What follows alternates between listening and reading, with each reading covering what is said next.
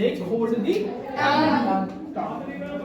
For God's sake hold the tongue. इसका मतलब हुआ कि खुदा के लिए अपनी जबान को काबू में रखिए। क्या खुदा के लिए अपनी जबान को काबू में रखिए। ठीक है, तो चैप्टर को शुरू होता है, आपकी देखो जो कॉलम है, कॉलम से शुरू करते हैं।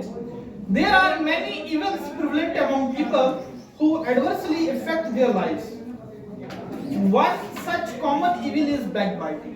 कहते हैं there are many evils, बहुत सारी बुराइयां हैं जो लोगों में मौजूद हैं among people, which adversely affect their life, जो उनकी जिंदगी को क्या करता है, खराब करता है, असर डालता है उनकी जिंदगी में। वो बुराइयां उनकी जिंदगी को क्या करती हैं, असर डालती हैं। और उनमें से ही एक बीमारी है जिसका नाम है बैकबाइटिंग। क्या नाम है उसका? बैकबाइटिंग। बैकबाइटिंग बैकबाइटिंग एक ऐसी बीमारी होती है, एक किस्म की ऐसी बुराई होती है, ऑलमोस्ट बीमारी ही होती है ये, ठीक है, जिसमें किसी इंसान की पीठ पीछे क्या करनी, बुराई क्या करनी, बुराई करनी। यही बात समझ। In this lesson, the evil effect of backbiting have been highlighted through various religious and non-religious sources. कहते हैं in this lesson, इस सबक में आप बैकबाइटिंग को बड़े गौर से समझेंगे, जिसको समाज में मजहब के नजरिए से और समाजी नजरिए से बताया गया है कि बैकबाइटिंग कितनी बड़ी बुराई है। Read the lesson, इस सबक को पढ़ें and find out the evil effects, और इस सबक को पढ़कर आप इसके बुरे असरातों को समझे। किसके बुरे असरातों को? बैकबाइटिंग के असरात। ठीक है, like our hands, our tongue has the power to do good or evil. ठीक, कहते हैं जिस तरीके से हमारे हाथ है, क्या है, हाथ है, like our hands, our tongue has the power to do good or evil to others. जिस तरीके से हमारे हाथ बुरा कर सकते हैं, उसी तरीके से सॉरी फॉर इंटरप्शन, बच्चे बुक दे दो उर्दू की।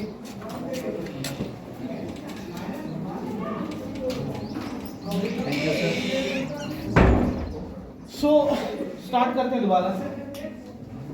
बोल रहे हैं लाइक अवर हैंड्स, हमारे हाथों की तरह हमारी जबान की भी ये तासीर है, has the power to do good और इविल टू अदर्स। हम अपनी जबान से भी कहीं लोगों का अच्छा कर सकते हैं और कहीं लोगों का बुरा कर सकते हैं। So it is common in humans to do down others by speaking ill.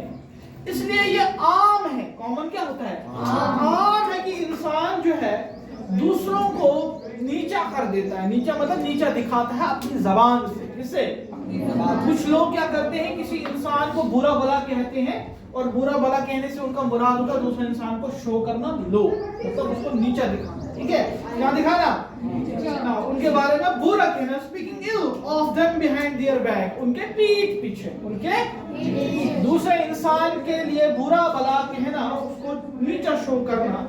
The Quran admonished those who indulge in such activities। कहते हैं कुरान ने ऐसे इंसानों पे क्या किया है, पाबंदी लगाई है ऐसी बुराई के ऊपर। कुरान ऐसे इंसानों को बिल्कुल भी तरजीह नहीं देता। Quran the Holi book of Muslims, क्या कुरान किसकी बुक है? होली बुक, मुस्लिम्स की होली बुक है। ठीक है, मोमडम्स की क्या बोलते हैं कि होली बुक है। कुरान ऐसे बुराइयों को क्या करता है? एडमोनिश करता है, बिल्कुल भी इनकार करता है, इसको कंडम करता है कि भी इस तरह की बुराई नहीं होनी चाहिए। देखो कुरान किस तरीके से इस बुराई को बरतरफ करता है, एक तरफ कर देता है। देखो क्या लिखा है इधर, it says woe to every kind of scandal monger and backbiter. क्या लिखा हुआ है? Woe to every kind of scandal monger and chapter number 104 verse number 1। इसका मतलब है कि लानत है उस इंसान पे। वो का मतलब क्या हुआ? लानत। लानत एक बुरा अल्फाज होता है जो हम किसी ऐसे इंसान को कहते हैं जो किसी बुरी शय में मुब्तला हो। ठीक, जो कोई बुरा करता हो ना, उसके लिए हम ऐसा इस्तेमाल करते हैं। वैसे ये अच्छा अल्फाज नहीं, हमें यूज नहीं करना चाहिए, बट लेकिन कुरान ने उस बुरे इंसान के लिए कहा है जो इस तरह का काम करता है। तो किसके लिए पर्टिकुलरली यूज किया है? जो बुरा काम करता है। Woe to every kind of scandal monger and backbiter. Scandal monger हो गया चुगलखोर। क्या हो गया? चुगलखोर। क्या? स्कैंडल मॉन्गर कौन हो गया? चुगलखोर एंड बैकबाइटर। बैक बाइटर जो पीठ पीछे जो है चुगली करता है, क्या करता है? पीठ पीछे चुगली करता है। आई समझ में? ठीक है, सूरह नंबर 104 और वर्स नंबर 1, आयत नंबर 1, सूरह नंबर 104 वर्स नंबर 1 में कुरान ये बातों को वाज़ा करता है। अच्छा, अब उसके बारे में हम इसकी पढ़ेंगे हम तफसीर। ओ ध्यान से सुनो। In the above quoted ayat, holy verse, two vices are strongly condemned in the strongest terms. कहते हैं ऊपर दी गई जो आयत है, क्या ऊपर दी गई जो वर्स है, जो आयत है, होली वर्स है, इसमें दो वॉइसेस, दो आवाजें जो है उनको बहुत स्ट्रांगली कंडेम किया गया है, दो तरह के लोगों को, ठीक? In the strongest term. Number 1 क्या है? Scandal mongering. स्कैंडल मॉन्गरिंग यानी कि चुगली करना, पीठ पीछे किसी के बारे में बुरा भला कहना, क्या कहना? बुरा भला कहना। उसी को आगे और बयान किया है, टॉकिंग और suggestive evil of somebody by words और गेस्चर और बिहेवियर, मिमिक्री, सरकाज़म, इंसल्ट। ठीक? कहता है किसी की बुराई करना किस तरीके से? आप किसी की नकल उतारो, उसके जैसा मतलब मजाक बना करके, उसके जैसा गेस्चर कर कर, ऐसा समझ, बिल्कुल उसके जैसे हूबहू नकल करके, उसके जैसा बर्ताव करके, मिमिक्री के जरिए, सार्केज्म किसी की बात का गलत मतलब देकर के, ठीक? इंसल्ट और किसी की बुराई करके, किसी को नीचा दिखा के। तो कुरान ने इन सब चीजों को क्या किया है? कंडेम किया है। क्या किया है? कंडेम। कंडेम का मतलब हुआ बिल्कुल बहिष्कार कर दिया कुरान ने, कहा कि ये सब गलत है। समझ आई? अच्छा, belittling the character behind this one bag, even if whatever is said is true, provided the motive is evil. बेशक ही कोई मतलब कोई किसी के पीठ पीछे बुरा क्यों ना कह रहा हो, अगर वो सही भी कह रहा है, ठीक है? अगर वो इंसान क्या कर रहा है? सही भी कह रहा है, सही भी कह रहा है उस इंसान के बारे में, ठीक है, तो तब भी वो गलत है, तब भी पीठ पीछे नहीं बोल रहा है। क्लियर? समझ आ रही है? अगर कोई इंसान किसी की बुराई कर रहा है, किसी के इंसान के किरदार किसी कर रहा है, मतलब किसी के किरदार को बुरा बता रहा है, अगर उसके पीठ पीछे हो रहा है ऐसा, तो तब भी वो गलत ही है। कुरान ऐसी सूरत में भी उसको इनकार ही करता है, ठीक है? कुरान हमें यही समझाता है कि हमें इस तरह के मर्ज में दाखिल नहीं मुवल्लिस होना चाहिए, बिल्कुल भी ऐसा काम नहीं करना चाहिए, हमें इससे परहेज करना चाहिए। अब further, the Prophet Muhammad, peace be upon him, said that the similitude of a person who indulges in backbiting is a man who has eaten the flesh of his elder dead brother.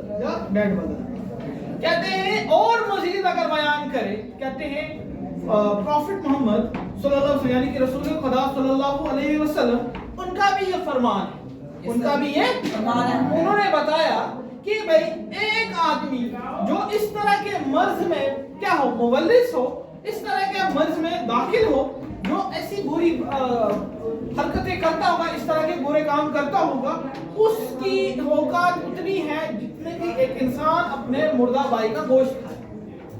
समझ आई? अगर कोई आदमी किसी की पीठ पीछे बुराई करता है तो वो उस इंसान के बराबर है जो अपने मुर्दा भाई का क्या खाए? ये किसमें का फरमान है?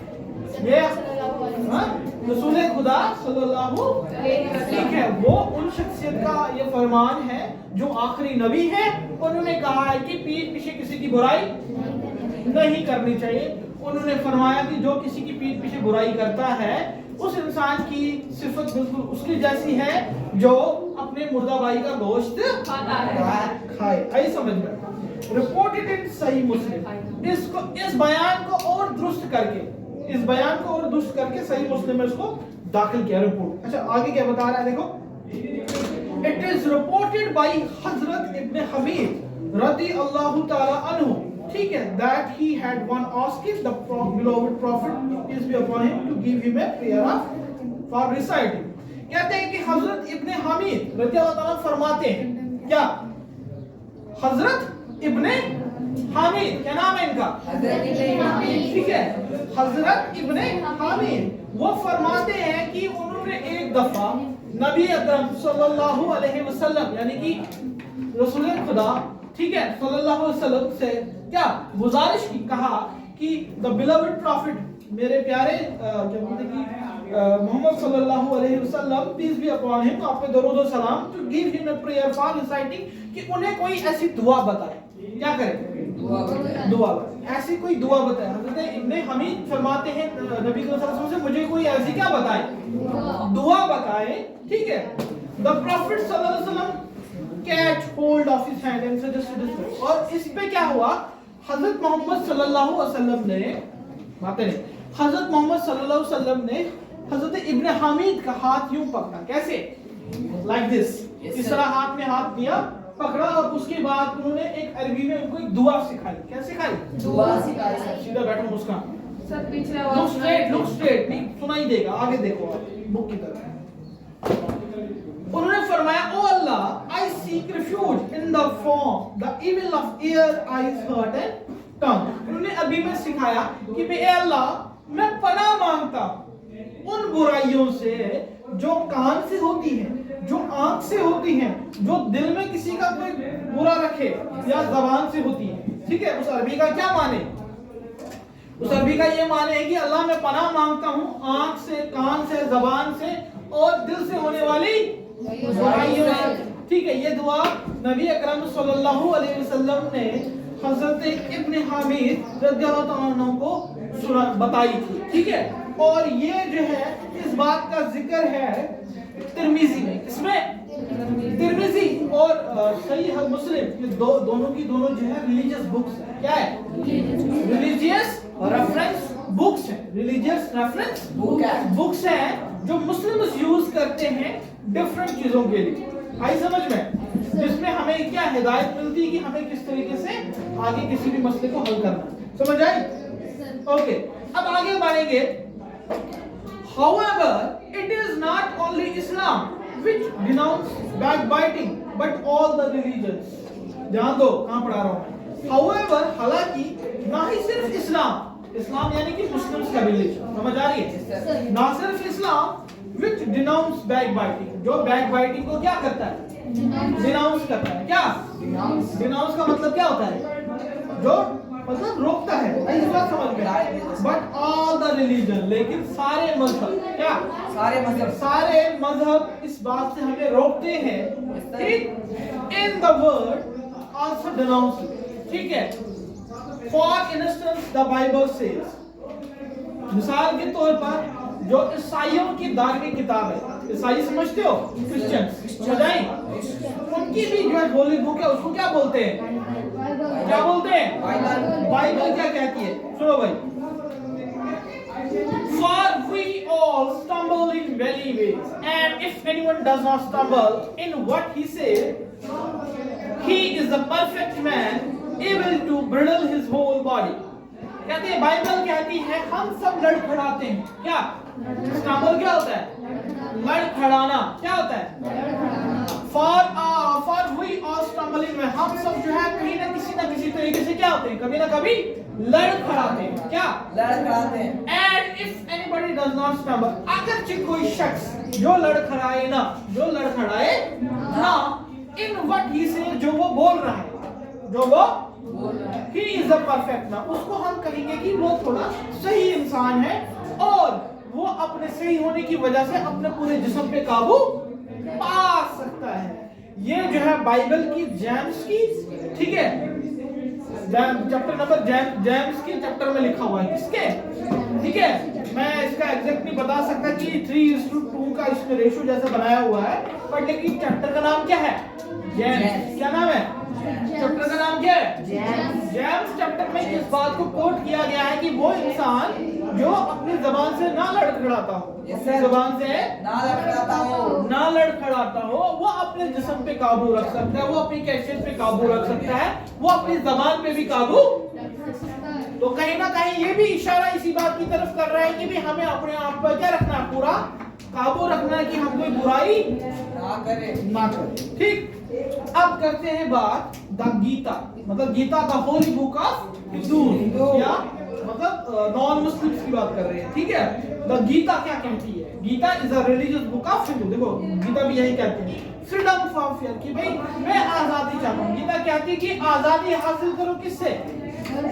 डर से। किससे? डर से। फियर यानी कि डर, हिंदी में भय भी कहते हैं इसको। ठीक है, प्योरिटी ऑफ थॉट और मन की शुद्धि चाहते हैं। किसकी?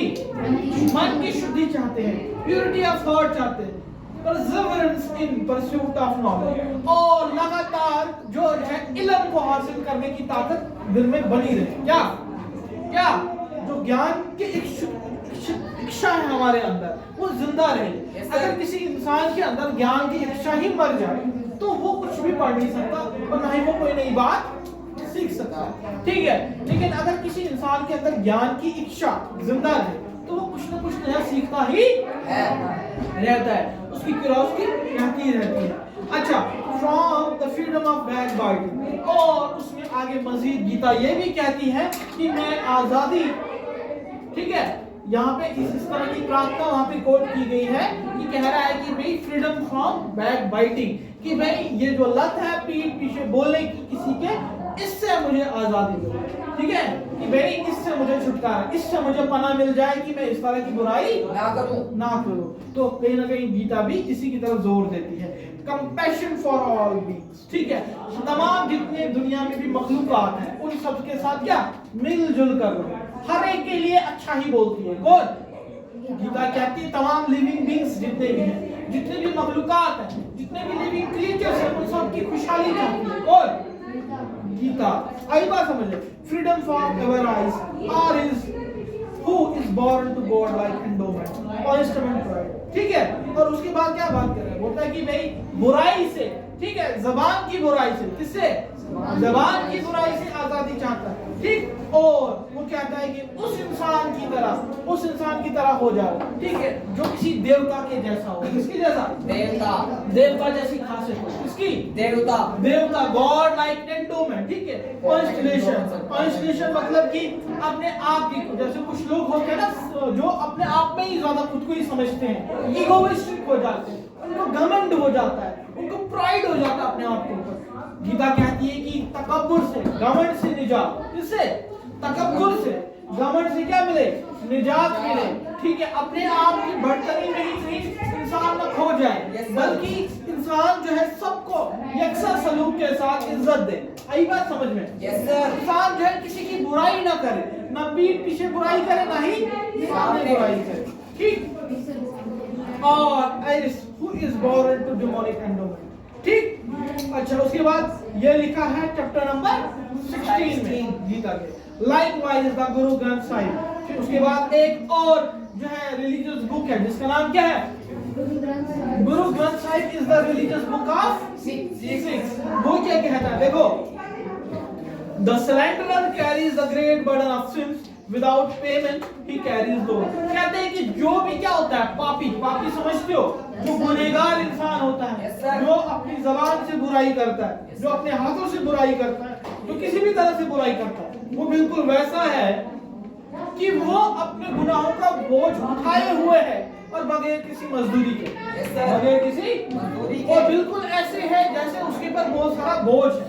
क्या है? बहुत सारा बोझ है। Without payment he carries load, ठीक है, वो वजन उठाए हुए उन पापों का, और उसको किसी तरह की भी कोई उजरत उसकी नहीं मिलती। आई समझ में? ये कौन कहता है? गुरु ग्रंथ साहिब, उन्होंने भी कोट किया है। अब आगे देखेंगे, Lord Buddha in his 8-fold path says that one requires living a life based on right speaking। कहते हैं भगवान बुद्ध ने, किसने? भगवान बुद्ध ने भी कहा है कि हमें अपनी जिंदगी बिल्कुल उन 8 तरीकों से चलानी चाहिए जिसमें वो कहता है कि हमें सही बोलना चाहिए। क्या बोलना चाहिए? जिसमें क्या, किसकी तरफ इशारा करता है? हमें सही बोलना चाहिए। हमें किसी के बारे में बुरा भला, उसके पीठ पीछे बुराई नहीं करनी चाहिए। फिर आगे वही कोट है जिसमें वो कहता है कि रबी साइमन बेन जमाइल, ठीक है, इसका मतलब हो गया rabbi Simon ben Gamaliel once said to his servant, कहते हैं कि एक शख्स था जिसका नाम था रबी साइमन बेन जमाइल, उसने एक बार अपने नौकर से कहा, गो टू द मार्केट, बाजार जाओ, and buy me something good to eat, और मेरे लिए कुछ अच्छा लाओ खाने के लिए। The servant went and brought it. नौकर गया बाजार में, उसने क्या लाया? उसने एक ज़बान लाई। क्या लाई? उसने ज़बान लाई। आई समझ? और another occasion, दूसरी जगह पर जो रबी जो है वो कहता है, go to the market and buy me something that is not good। जाओ दोबारा से बाजार, अपने नौकर से कहता है वही साइमन, और फिर से मेरे लिए क्या लाओ, कुछ ऐसा लाओ जो अच्छा नहीं हो खाने के लिए। The servant went and brought it and once again. नौकर दोबारा गया जबान लाई और फिर से उसने वही जबान लाई खरीद कर हो गया लाई। This time the Rabbi said to him angrily. इस बार क्या बोलते कि रब्बी ने गुस्से से उसको कहा What does this mean? ठीक है, What does this mean when I told you to buy something that was good? ठीक है, What does this mean? इसका क्या मतलब है? What does this mean? इसका क्या मतलब है? When I told you to buy something that was good, मैंने तुमसे कहा कि कुछ ऐसा खरीद के लाओ जो क्या हो, अच्छा जो अच्छा हो। You brought a tongue, तुमने क्या लाई, एक ज़बान लाई खरीद के। Now when told to buy something bad, जब तुमसे कहा गया कि बुरा लाओ खरीद के, तो तुमने फिर से क्या लाई, ज़बान ही लाई। The servant replied, उस नौकर ने जवाब दिया, From the tongue issues the good and also the bad कहते हैं यही जबान है जिससे अच्छा भी है और बुरा भी है जिससे अच्छा भी हो सकता है और बुरा भी हो सकता है। हो सकता है।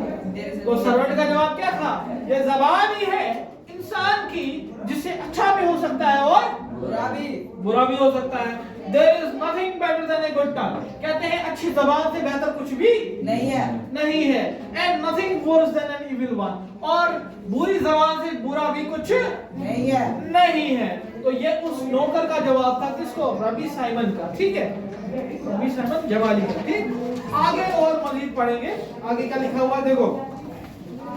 Soon after that incident, इस मामले के बाद the rabbi invited his disciples to a meal at which both soft and hard tongues were served. ठीक, कहते हैं कि भाई इस इंसिडेंट के बाद रबी ने अपने तमाम शागिर्दों को, इसको डिसिपल्स का मतलब क्या हो गया, शागिर्द, जो क्या होते हैं, शिष्य होते हैं। आई समझ में, क्या होते हैं, शिष्य होते हैं। आई समझ में, ठीक। उसने खाने पे बुलाया अपने तमाम शिष्यों को, शागिर्दों को, ठीक है, और कहा, उनको परोसा, दोनों सख्त और नरम, सख्त और नरम, हार्ड एंड सॉफ्ट, ठीक है, हार्ड एंड सॉफ्ट, सख्त और नरम दोनों किस्म की जबानों को सर्व किया गया। The disciples ate the soft one and left the hard one. तमाम शागिर्दों ने क्या किया, जो नरम किस्म की जबान थी उसको खा लिया और जो सख्त किस्म की जबान थी उसको छोड़ दिया। क्या, उसको छोड़ दिया। जो नरम किस्म की जबान को खा लिया और इस किस्म की जबान को छोड़ दिया। समझ में आया? Yes sir. अच्छा, noticing this, the rabbi said to his disciples, as you choose the soft tongue and reject the hard one. कहते हैं कि जब रबी ने ये तमाम जितनी भी इंसिडेंट को उसको नोटिस किया, ठीक, उन्होंने देखा कि भाई अब एक बात को ध्यान में रखो, नोटिस करके, और उनसे फरमाया अपने शागिर्दों से, आप सब लोगों ने नरम जो जबान थी उसका तो आपने सेवन कर दिया, यानी कि वो आपने नोश फरमा दी, लेकिन आपने जो है जो सख्त किस्म की जबान थी उसको रिजेक्ट कर दिया। So also use only a soft tongue in your conversation with one another. लिहाजा अब तुम लोग आपस में जब भी बातचीत करो तो नरम जबान के साथ ही करना। किसके साथ? नरम जबान के साथ ही करना। कभी भी सख्त जबान का इस्तेमाल, सख्त जबान से माने ये है कि कभी भी इस तरह के अल्फाज ना हमारे मुंह से निकले जिससे किसी का दिल टूटे, जिससे किसी के दिल की क्या हो, दिल आजारी हो। ठीक है, आई बात समझ में, किसी को बुरा लगे, आई समझ में, कोई ऐसा अल्फाज हमारी जबान से ना निकले जो किसी के दिल को बहुत ज्यादा चोट पहुंचाए और उसका दिल दुखी हो जाए। समझ आई? Yes sir. इस तरह के। और रबी साइमन ने अपने शागिर्दों से क्या कहा कि हमेशा कौन सी जबान का इस्तेमाल करना, नरम जबान का इस्तेमाल करना, कभी भी सख्त जबान का इस्तेमाल ना करना। समझ आई? In this context, the quotation by Quarles is worth mentioning. है? कहते हैं कि इस कॉन्टेक्स्ट में कोटेशन समझते हो, किसी ने कहा है Quarles in worth mentioning, जिसमें लिखा है, give me the tongue to great liberty, let me take the prisoner, a word unspoken is like the word in the scabbard time. If vented the word is on another hand, if you desire to be held wise, so be wise as the hold the tongue. कहते हैं कि बेशक जो जबान है वो क्या है? आजाद है। क्या है? आजाद। ये बिल्कुल आजाद है। लेकिन ये बात याद रखो कि ये जबान जो है ना, ये कैदी की तरह है। किसकी तरह? कैदी। और जो तुम्हारे जबान से निकलने वाले अल्फाज हैं वो एक छुपे हुए किसकी तरह है? तलवार की तरह। ठीक? ये जबान कहीं ना कहीं तलवार का काम भी करती है। समझ आई? है ना? हम यूजुअली किसी को मजाक में कह देते हैं कि इसकी जबान बड़ी कैंची की तरह चलती है। Yes sir. बोलते हैं ना वो यूजुअली। ठीक है, ये जो हम जो है कहीं ना कहीं यूज कर ही लेते हैं, बट लेकिन इसका मतलब कितना गहरा होता है हम लोग नहीं समझ पाते। समझ में आ रही है रिहान? जरा देखो किताब में। इसका मतलब हुआ कि भाई हमें अपनी जबान को हमने ग्रेट लिबर्टी दे के रखी है, आजादी के साथ हम कुछ भी बोलते रहते हैं। ठीक? A word unspoken is like the word in the scribed tongue. कहते हैं कि एक अल्फाज, यस सर। एक अल्फाज जो अभी नहीं बोला गया, जो अभी नहीं बोला गया, वो अल्फाज किसकी तरह है? वो अल्फाज एक स्वॉर्ड की तरह। किसकी तरह? स्वॉर्ड समझते हो? एक तलवार की तरह जो अभी किसमें? म्यान में बंद है। ठीक है? वो अल्फाज जो हमारी जबान से निकलेंगे वो उस तलवार की तरह है जो किसमें है? म्यान में। If wanted, the word in another hand. फिर जब अगर एक बार वो जबान से निकल गए, वो अल्फाज फिर दूसरे के हाथ में चले जाते हैं। जब तक वो हमारे पास है तब तक वो सेफ है, लेकिन जैसे ही हमने उन अल्फाजों को जबान से बाहर निकाला तो फिर वो जबान से बाहर निकल के फिर वो सबके हो जाते हैं। समझ आ रही है? फिर वो दूसरे के इंसान के हाथ में, फिर दूसरों के हाथ में चले जाते हैं। If you desire to be held wise, और अगर आप क्या करते हो? डिजायर करते हो, ख्वाहिश रखते हो कि भी दाना बनने की, दाना यानी कि अक्लमंद, ठीक है, दिमाग वाले बनने की ख्वाहिश रखते हो कि भी आप कभी भी कोई गलती ना करो, तो सबसे बड़ी नसीहत यही है, so be wise as to hold the tongue. फिर दाना बनने के लिए अपनी जबान को काबू में रखो, अपनी जबान को काबू में रखो। कभी भी जबान से किसी का बुरा मत करो। जब भी बोलना है तो सोच समझ के तोलो और फिर बोलो। समझ आई? दिमाग में घुसी मेरी बात? Yes sir. बहुत इंपॉर्टेंट चैप्टर है। देखो, one should as such always remember this important lesson so that we may refrain from the malaise of scandal mongering and backbiting. कहते हैं कि एक इंसान को हमेशा इस बात को ध्यान में रखना चाहिए, याद रखना चाहिए इस सबक को कि इंसान को कभी भी स्कैंडल मॉन्गरिंग, चुगलखोरी जैसे मर्ज में और या बैकबाइटिंग, पीठ पीछे बोलने की आदत को तर्क कर दे। इस तरह की आदतों से, चुगलखोरी से, इस तरह की मतलब बुराइयों से इंसान को निजात हासिल करनी चाहिए। मोreover, we should always recite the important prayers. इसके अलावा हमें कुछ जरूरी किस्म की क्या प्रेयर्स करनी चाहिए, यानी कि इबादत करनी चाहिए, जिससे जो है हमें अपने आप को सुधारने में हेल्प मिलती है। My God, guard my tongue from evil and my lip from speaking deceit. Be my soul silent to those who reproach me. Be my soul humble to all as the dust. कहते हैं कि मेरे खुदा मेरी जबान की हिफाजत करे, ठीक, इस बुराई से जिसको हम स्कैंडल मॉन्गरिंग कहते हैं या बैकबाइटिंग कहते हैं। मेरे जो जबान है, मेरे जो लब है, मेरे लब से कोई ऐसा अल्फाज ना निकले जो किसी की दिल आजारी करे, ठीक है। Be my soul silent to those who report. बेशक अगर कोई मेरे बारे में बुरा कहता भी है तो मैं उसके बारे में अच्छा ही बोलूं, बुरा ना बोलूं। ये दुआ है कि अगर कोई मेरे बारे में बुरा कहता भी है तो मैं उसको बुरा ना ही बोलूं, मैं उसके बारे में अच्छा ही बोलूं, और मेरी जो रूह को बिल्कुल हल्का कर दे, वैसे जैसे कि क्या है, धूल होती है, वैसे ही जैसे कि क्या होती है, धूल होती है, मेरी रूह को सुकून मिलता है इससे, ठीक है।